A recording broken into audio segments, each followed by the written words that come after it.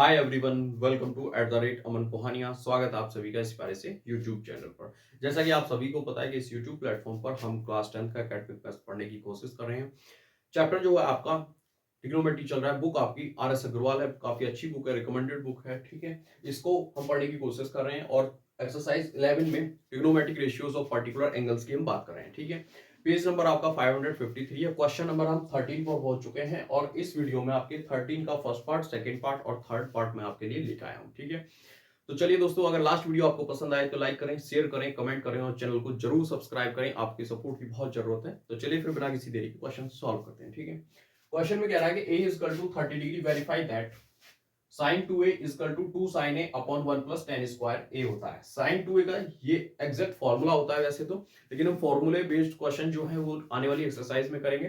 लेकिन यहाँ पर इस पर्टिकुलर एंगल्स पर हमें ये वेरीफाई करना है कि लेफ्ट हैंड साइड और राइट हैंड साइड आपकी इक्वल आते हैं। इनकी कोई भी वैल्यू आएगी, दोनों इक्वल होनी चाहिए। ठीक है, तो चलिए शुरू करते हैं लेफ्ट हैंड साइड से। कहां से शुरू करते हैं? लेफ्ट हैंड साइड से। क्या लिखा हुआ है लेफ्ट हैंड साइड में? साइन 2a लिखा हुआ है। ठीक है, a के पहले इस पे 30 डिग्री रखेंगे तो क्या हो जाएगा? साइन 2 मल्टीप्लाई 30 डिग्री, तो क्या आएगा आपका? साइन 60 डिग्री आएगा। ठीक है, तो यहां से 60 डिग्री की वैल्यू क्या होती है? √3/2, यानी कि लेफ्ट हैंड साइड की जो वैल्यू आई सॉल्व होके, जो फंक्शन साइन 2 दे रखा था उसमें हमने एक पर्टिकुलर एंगल्स जो गिवन था वो रखा और सॉल्व करा, तो साइन 60 डिग्री बना और उसकी वैल्यू क्या आई? √3/2 आ गई। ठीक है, लेकिन राइट हैंड साइड में तो आपका √3/2 नहीं है, लेकिन इसको हम सॉल्व करेंगे तो यहां पर लिखेंगे राइट हैंड साइड। फंक्शन आपका लिखा हुआ है, मैं क्या करूंगा यहाँ पर 2 tan, एक स्थान पे क्या रखना है? हमें 30 डिग्री रखना है। ठीक है, अपॉन में 1 प्लस tan स्क्वायर 30 डिग्री होगा। 30 डिग्री की वैल्यू क्या होती है? 10 में 1/√3 होती है। ठीक है, नीचे क्या हो जाएगा आपका? 1 प्लस 1/√3 और उसका भी स्क्वायर हो जाएगा। आगे सॉल्व करेंगे तो ये बनेगा आपका 2/√3 और यहां पर बनेगा 1 प्लस 1/3। इसको सॉल्व करेंगे तो 2/√3, 3 वन जा 3 और 4, तो 4/3 आएगा। ठीक है, ये आपका कैंसिल हो जाएगा, 2 2 जा 4, यहां पर ऐसे मल्टीप्लाई हो गया और यहां पर इस तरीके से, तो ये 3/2√3 बनेगा। और अगर किसी भी फ्रैक्शन के डिनोमिनेटर में कोई भी रूट की वैल्यू होती है तो उसे रेशनलाइज करते हैं। हम क्या करते हैं? √3 से ऊपर नीचे मल्टीप्लाई करेंगे। अगर हम √3 से ऊपर नीचे मल्टीप्लाई करेंगे तो √3/√3 ये आपका 3 बनेगा और इस 3 से ये 3 कैंसिल हो जाएगा, तो ये 2 बचेगा और ये बचेगा, यानी कि √3/2 आपका आंसर हो जाएगा। ठीक है, तो इस तरीके से क्वेश्चन नंबर 13 के फर्स्ट पार्ट में जो एंगल गिवन था a इक्वल टू 30 डिग्री, हमने लेफ्ट हैंड साइड पे रखा तो वैल्यू आई √3/2, राइट हैंड साइड पे रखा तो ये सब इस तरीके से प्रोसेस हुआ, सॉल्व करके √3/2 ही आया। तो इस तरीके से हमें ये वेरीफाई करना है और ये वेरीफाई हो चुका है आपका। तो उम्मीद करता हूँ ये क्वेश्चन आपको पसंद आया होगा, समझ में भी आया होगा। ठीक है, तो चलिए क्वेश्चन नंबर सेकंड पार्ट की तरफ चलते हैं 13 के। ठीक है, तो यहां पर क्या लिखा हुआ? cos 2a equal to 1 minus tan square upon 1 plus tan square. ये भी फॉर्मूला होता है, किसका फॉर्मूला होता है? cos 2a का, tan की टर्म में। ठीक है, तो यहां पर लेफ्ट हैंड साइड की अगर हम बात करते हैं तो क्या लिखा हुआ है? cos 2a लिखा हुआ है। a की वैल्यू 30 डिग्री है तो यहां पर रखेंगे cos 2 मल्टीप्लाई 30 डिग्री, जो कि आपका हो जाएगा cos 60 डिग्री। cos 60 डिग्री की जो एग्जैक्ट वैल्यू होती है वो आपकी 1/2 होती है। ठीक है, तो यहां से लेफ्ट हैंड साइड की वैल्यू आ चुकी है 1/2। ठीक है, लेकिन राइट हैंड साइड में 1/2 नहीं गिवन है आपको। फंक्शन दिया हुआ है 1 minus tan square plus upon में 1 प्लस tan स्क्वायर, तो वो सॉल्व करने की कोशिश करेंगे हम।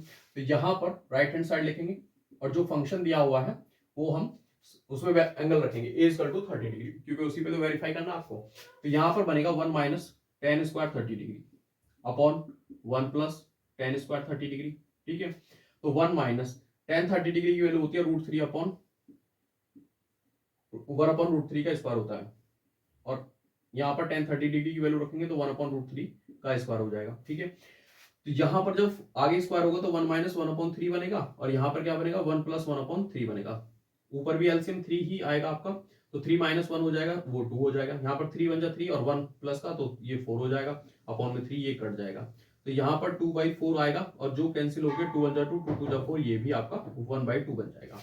तो इस तरीके से लेफ्ट हैंड साइड और राइट हैंड साइड की वैल्यू आपकी क्या आई? 1/2। तो ये इसलिए ये प्रूफ होता है, ये वेरीफाई होता है कि दोनों फंक्शन इक्वल है किस पर्टिकुलर एंगल्स पर? a इक्वल टू 30 डिग्री पर। ठीक है, तो उम्मीद करता हूं कि ये भी पार्ट आपको, ये भी क्वेश्चन जो 13 का सेकंड पार्ट पसंद आया होगा, समझ में भी आ गया होगा। ठीक है, तो चलिए इस वीडियो का लास्ट क्वेश्चन और क्वेश्चन नंबर 13 का थर्ड पार्ट की तरफ चलते हैं। इसमें क्या गिवन है?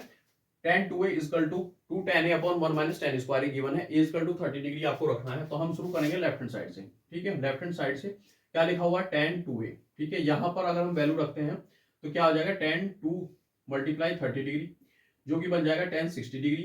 tan 60 डिग्री की वैल्यू होती है √3, यानी कि लेफ्ट हैंड साइड की जो वैल्यू आई √3 आई, जो कि गिवन था आपको tan 2 है, उसमें आपने a इक्वल टू 30 डिग्री रखा, वो 60 डिग्री बन गया। tan 60 डिग्री की वैल्यू होती है √3, ठीक है।